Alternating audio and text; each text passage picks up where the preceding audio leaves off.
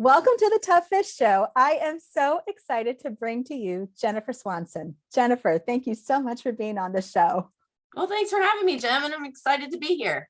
I'm excited for you to be here too. And I would love for you to start by helping us to understand how'd you get into writing?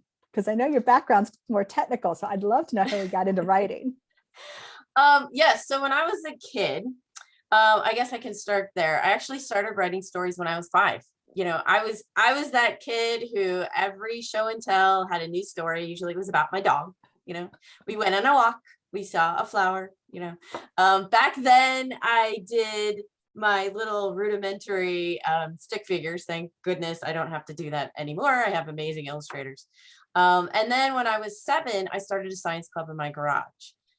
So I have loved science my whole life. You talked about my technical background. So I graduated from the United States Naval Academy with a degree in chemistry. And I have a master's degree in K-8 science education. And my day job is teaching middle school science online for Johns Hopkins University Center for Talented Youth. So I have a whole big science thing, but how did I bring it together into writing? Well, I've kept journals my whole life. And I know there's a lot of people out there that probably did it, right? And letters, I wrote lots of letters. And about 12 years ago, I don't know, it was one of those kind of epiphany moments, right? And you're like, okay, what am I going to do with my life? Like, I've been working and I've done this and I'm a teacher and I'm a mom.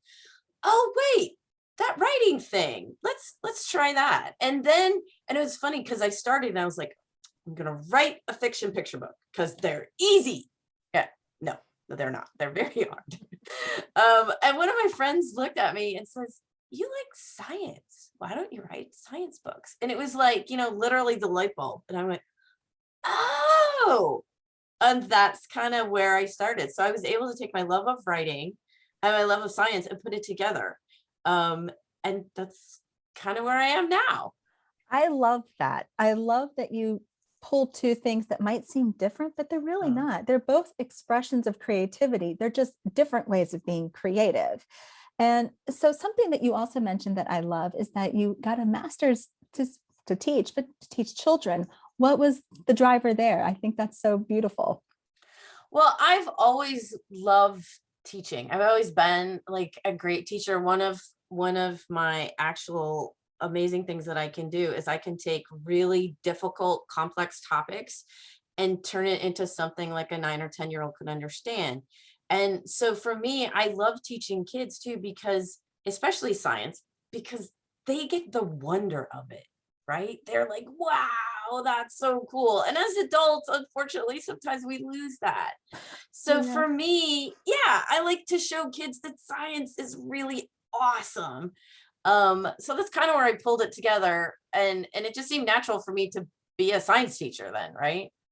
But then that also lends itself so that again, another form of a love and a form of creativity coming into play that shows you took all of that and then figured out who to write for. So you figured out a target audience and you figured out how to write, how to communicate a story or a message so that you reach that audience. And I think that that's wonderful because, that's also part of when you're writing is when you get that draft to when you've written the first draft kind of for yourself. So as you're getting it ready to share, now you're also thinking about who is this for? Who is going to read this? And I love that you had that in mind. So that's wonderful. Yeah. So, I mean, I actually have, we say in the voice in our head, not, is for writers, mine's about 9 or 10.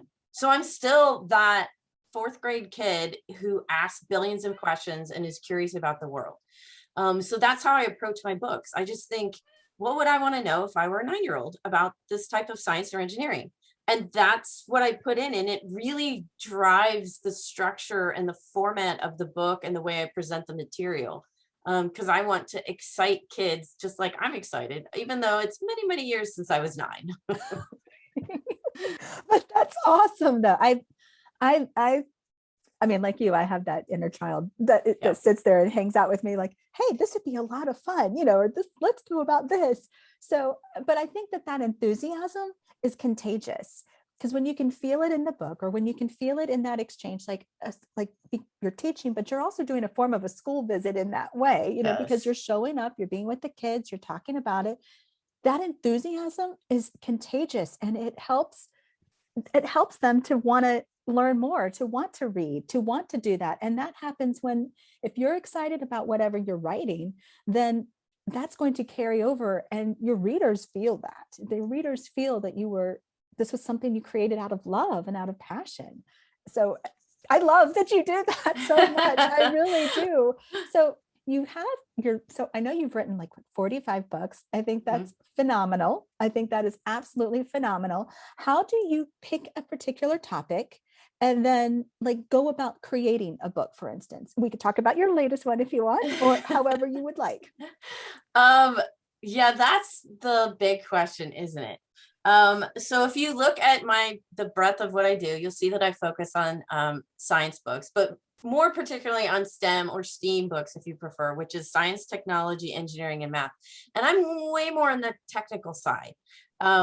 While you're not going to see a lot of books that I write about animals or about nature, you're going to see me writing about car safety engineering and sports science, the engineering of how you throw a football correctly, you know, and all that kind of stuff. You're going to see physics, brain science. I've done a book on, are you an astronaut or an aquanaut? And then one of my newer ones too is called Beastly Bionics, which is all about biomimicry and how engineers are creating new products based on animals. So yeah, I'm way more on the technical side, the physical. I love that, because what a cool way to help. I mean, if you have a young person who is really excited about wanting to understand engineering, or they have understood Archimedes' principle, but they didn't understand that they understood that principle, but they knew Yes. how to build a boat out of duct tape and not make it sink. You know, they're learning that, but you make it fun, and you're teaching them something really cool with something relatable, like maybe a roller coaster might be in there or something. I mean, I've written about that before. Yes. Yes. To me, physics and forces of motion are just the coolest thing. And you know, you're probably thinking, but wait, your degree was in chemistry. Sure, but again, remember the college I went to is the United States Naval Academy. Everybody takes 3 years worth of engineering, so I'm practically a chemical engineer. And that's kind of where I got first introduced to engineering and math and the technology kind of thing. But yeah, all right. So let's start with an example. So this is my new book, The Secret Science of Sports. And I have to read the subtitle because it's huge. The math, physics, and mechanical engineering behind every grand slam, triple axel, and penalty kick. Love And it. this is by Black Dog and Leventhal, which is a division of Hachette. And this book, so to go back to where do I get my ideas? Well, first of all, I have way more ideas than I have time to write books. So I get my ideas from everywhere. But I also touch on a lot of like my own things that I know, right? Because the first thing as a writer, they tell you, write what you know. Mhm. Well, and we all say, great. And then, but the second part of that is, will that sell? Right? Because if you're an author, you do want to sell books. You don't want to just, you know, I mean, maybe you just want to write books for yourself, but if you want to make a career out of it, you're going to have to sell books. So you got to have to figure out where those two mesh. Where does what you like to write, what you know, and where does it kind of intersect with what can you sell? So aside from science, I've been playing or exposed to sports my whole life. I grew up with 3 brothers and a father who was like, everybody did sports. And so I have pretty much played almost every sport you can think of, in our backyard, on the basketball court, baseball, softball, swimming, croquet, tennis. I mean, you name it, we've played it, lacrosse. So that's kind of where that idea came for this. But then I was like, I really wanted to show a different angle of sports. And so I was like, ooh, STEM and sports, because you can't, I mean, most people don't think about it, but you can't do sports without science, technology, engineering, and math. And you don't think about it, but there's so much every time, like you think you pick up a golf club and a golf ball, you have no idea how many millions of dollars of technology have gone in to create those different things and engineering. And they have, I mean, it's crazy. So that's kind of where I was like, ooh, let's put these two together. And that's where I came up with this book. Well, and I love the fact that, so like with the Grand Slam, so with baseball, we're talking about a pitch, we're talking about the proper timing and connection of the force behind the batter to hit the bat and get the ball out. But then the same, and you're dealing with some things that you're not necessarily in control of. Like, did the sun, conveniently make it difficult for your outfielder? Was the wind happening there? But a triple axel, when you think about skating, figure skating, a lot of times it's reflected of the artistry and the creativity and the power behind the skater. But you pick something like a triple axel that is absolutely phenomenal to see. And wow, how cool is that to put that in the context of science? I love that you did that. I just think and then the penalty kick. I mean, really, we're back to, you have this point, this ball, you're trying to get this ball away in such a way, but what's the right, did you hit it at the right angle? Did you kick it at the right angle? And so forth. That's just awesome. I love that. I love this title because it just made me smile so much. And you took something like physics that can be intimidating to some. Yeah. It could also be scary in a way, like, oh my gosh, if I have to take that, I don't know that I want to do that. And you've taken it and made it fun. You've turned it into something that feels like, yeah, that would be really cool to learn. I love that you did that.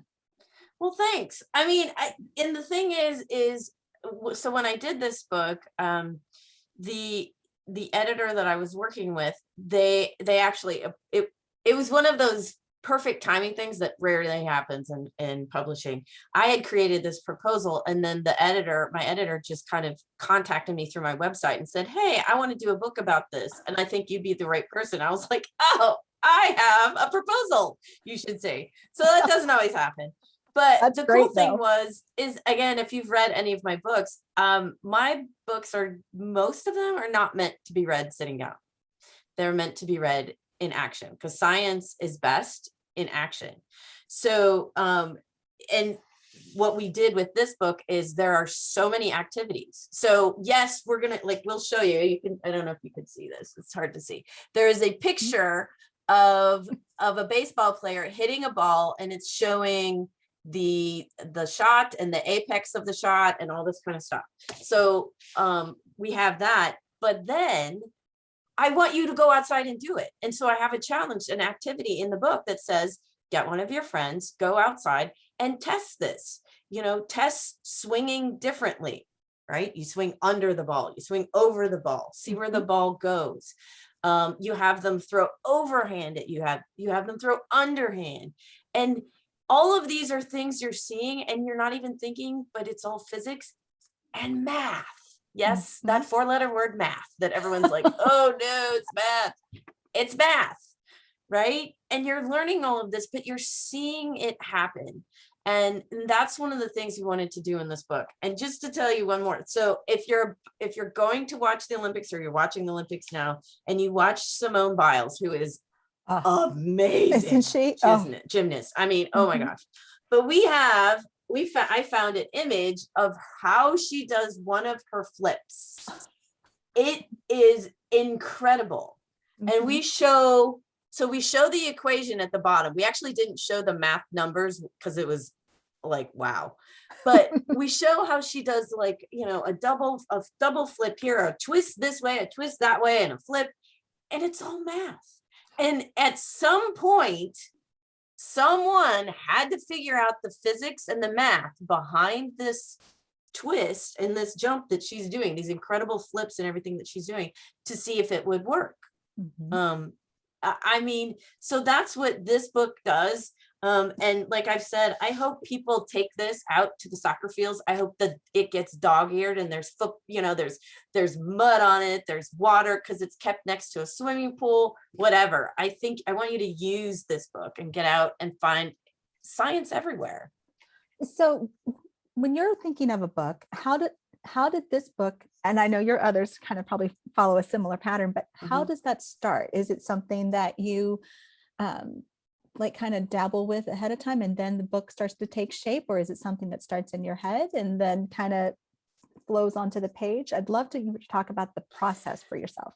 Okay, so usually I have an idea, something that I am very, very interested in. And I'm going to use a different one because this one you'll really see what I did with this. This is my other book. It's called Save the Crash Test Dummies. And that's how you actually have to say it, right? Like, very exciting. And it's about the history of car safety engineering. And this one is by Peachtree Publishing. So this started because I did another book for an educational publisher about the self-driving car. And I don't know about you, but I'm like, this is some pretty stinking cool technology, self-driving car. Now, I understand there's bigger issues about whether it'll work and all that kind of stuff. I do understand all of that. But just the sheer fact that humans could even create something like this is pretty cool. Mhm. So I wanted to write a book about the self-driving car. This is this is where it went to, this is what I want to do. The second part is, how do I sell it? Right? So I was like, if I just straight up write a book about the self-driving car, I'm like, I don't know. I mean, if I just told you, okay, are you gonna read a kid's book about self-driving car? You'd be like, okay, right? If I have to. Now, if I tell you that this book is about the history of car safety engineering with self-driving cars, told from the lens of the day in the life of a crash test dummy, there you go, got the laugh, right? I love it. I think that's brilliant. So this is my tip for all of you writers out there. And this works for fiction, STEM books, whatever. Take what you're doing and flip it on its side, upside down. Like, take a different, unique angle, lens, so to speak, of your topic and go in that way. And it will be unexpected. And this will get people. Now, this book has tons of old-timey photographs. So we literally talk about the history of cars. I talk about all the physics. And we talk about what it's like to be a crash test dummy. And right. And you're laughing. So and cute. and the idea was, that's how I approach it. So then once I get the idea and the big hook like that, the hook meaning, this is what it's about, then I start doing my research. And I do extremely thorough research, like every other nonfiction author does, of both adults and children's. I read engineering and design papers. I go to museums and look up history. I do, I read medical papers. It just depends on what I'm on, like actual, like PhD level scientific papers and all that kind of stuff. So then I create it. But the whole lens is figuring out, like I said, what would a 9-year-old want to know? Or a 10-year-old, whatever level you're writing for. So we call it middle grade, but it's really for kids ages 9 to 12. So that's kind of my sweet spot, is I'm really good. I can write older. I'm not as great at writing picture books because I need words. Right. But that's kind of where I start with my structure. I love that. I love that. So do you ever run into a situation when it feels like you've kind of hit a roadblock or a mental block, or you feel like this is just not flowing? What in the world? If you run into that, how did you overcome it? Yes. I mean, I think every writer does. The thing is what I do is I back up and I think, okay, and I try to figure out why it isn't working. And then, a lot of my books, since they're nonfiction, I have outlines. Like, yes, those outlines that we did back in school, remember those? And you have to see, does the topic that you're writing about, or the part you're writing about, fit into that outline? And if it doesn't, sometimes you have to cut it. And, we all hate that, but sometimes it can go in back matter. Like in nonfiction for kids, they have what they call back matter, which is extra things at the end of the book. And you can put it in there. Sometimes it just comes out, and because it just doesn't fit. Because it's all about the flow, particularly when you're writing STEM books. You need to keep their excitement from the beginning to the end. If there's a slow part, here's a trick I use. So I have a critique group. None of them are STEM people. Good. And they read my stuff. And I was like, if A, they can understand it, which is very important. And B, they'll tell me, oh my gosh, like right here in this section, I have no idea what you're talking about. And I really didn't care. And I'm like, oh, well, then either I rewrite it or that part comes out. So that's a good tip too. Get people who aren't specialized in what you do or excited about it to read your stuff. I think that's a really good point. I also look at it like, who is your target? Because if you can get somebody who is a beta reader to read and they are in your target, they may not necessarily understand all of it, but they might be the person, like you said, if it was, you're thinking about who it's being sold to, this person, would they pick up this book and what kind of feedback they're giving you? So yeah, I think that feedback is invaluable because it helps you to develop the story that that you wanted to share to begin with, and you wanted to add value and to make it fun or to make it memorable or what have you for your reader. So I love that tip. Yeah, absolutely. Absolutely. So do you have other favorite genres that you like to read? I read a lot of mysteries. Okay. I am the kid that read all of the Nancy Drew books. And now the mysteries that I read are the kind of lighthearted murder mysteries where, she bakes and she also solves mysteries on the side, right? Like, I don't know. I because I do so much heavy reading for my research. My light, or my reading that I do for fun must be light, right? It's got to be light and airy. But that makes sense to me. And it's also, I like how it's almost like an opposite of what that is. So light doesn't necessarily have to mean also another form of nonfiction as much as it's something now in the fiction arena. But do you get ideas because you've read fiction, you've read these light murder mysteries that you see where, can I take some inspiration from how maybe that was constructed or how they did something with the character and parlay it back to what you're working on?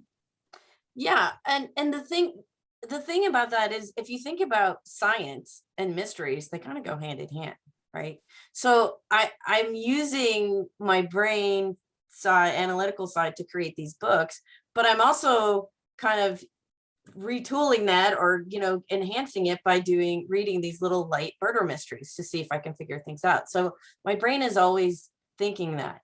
But one of the other ways to get an idea for like structure and hook and all this kind of stuff is read widely in what you want to write. So I read a lot of middle grade nonfiction books. I'm constantly looking to see, what is this book about? What is the hook for it? In other words, what would get people to read it or editors to buy it or something like that. So I read widely for that, for my job too. Because I think, you need to be aware of what's being published so that yours is unique and different. So do you have any authors that you particularly enjoy or would suggest? Oh my gosh. So many. Yeah. So probably my one favorite STEM middle grade book of all time is called A Black Hole is Not a Hole. It's by Carolyn DeCristofano. And it is, we're talking heavy physics, right? It's about black holes and how they work, but it's done so well. That one, I love that book. If you're looking for other middle grade nonfiction, there's so many. There's so much good stuff out there. Melissa Stewart is amazing. She writes STEM picture books for the most part. Cynthia Levinson does a lot of middle grade nonfiction, and she actually does some picture books too. I could go on and on and on. I encourage you to walk the aisles of the nonfiction if that's what you're interested in, and find a topic and then read widely in it. That's my suggestion. It's a question for you as it relates to for the parent, because in this case, this 9 to 10-year-old, they are essentially the client of this book, but the parent is the consumer. The parent is the one you're truly marketing to. Yes. How do you strike that balance to help your parent feel like this is something that my child would get excited about, and helping their child to, who maybe the kids may or may not be there yet, but once they get a hold of this book, they would go, that sounds so cool. When can I read another book? When can I Yeah. read another one of, Jennifer's books? So how do you help that parent? Well, that is a great question. And I think that is something that we as authors, especially children's authors, all consider and maybe sometimes occasionally struggle with. I mean, it's hard because the parents' inclination, I mean, I have 3 kids, they're grown now, but the parents' inclination sometimes is to pick books that they think they would like, or they think their kids would like. But I actually encourage you to let your child just roam the aisles and pick out things that they want. Now, one of the things that we've learned just over the years is that a lot of teachers and parents tend to focus more on fiction. I say, give your kids some nonfiction and see what they think. If they don't like it, that's fine. I mean, there's plenty of other books out there. But if they do, then kind of dig deeper and see the topics, and don't just look at the picture books, but look at some of the older readers. So if you know that your child likes robots, right, start with something fairly easy. And there's differences between what they call expository nonfiction and narrative nonfiction. So narrative nonfiction is a story. It might be like a biography, some kind of history story. Expository is more kind of what I write. You're going to, like, for example, my Beastly Bionics book here. This book is what kind of like a survey book. So it touches on bionics and biomimicry, but it has like different sections. So it's almost like, think about like reading the Guinness Book of World Records or something like that. It's little bits of information like a Jeopardy game, right? All over the place. And that's a great place to start with nonfiction for your kids. If you don't know what they like, then just pull off some expository nonfiction and then go more in depth from that. That would, I guess, be my tip. I love that. Oh my gosh, Jennifer, this has been such a fun conversation. Thank you so much for making the time. I would love it if you would please share with our listeners where they can connect with you and where they can get your amazing books. Oh, well, thank you. Okay, so you can find me at my website, which is jenniferswansonbooks.com. And I have the list of my books. I have videos. So if you're interested in having kids do some science activity, I have videos on there. There are teacher's guides. If you are a homeschooler or a teacher, you can do that. You can also find me, if I can mention, I have a science podcast for kids called Solve It for Kids, which is basically taken. What I do is my co-host Jeff Gagne and I interview scientists, real scientists and engineers about their jobs in a way that kids will understand. In fact, one of our recent ones was with a NASA Jet Propulsion Lab engineer who helped design the Perseverance rover on Mars. Oh, how cool. Yeah, and our one of our episodes is also with an astrophysicist who listens to black holes colliding. That's that's his awesome. job. I'm like, I'm sorry, are they hiring? Because I want to do that. Anyway, you can find that on my website, solveitforkids.com, or wherever you listen to podcasts. But yeah, this has been great. Thanks so much for having me, Jen. Absolutely. Thank you. Thank you. This has been such a blast.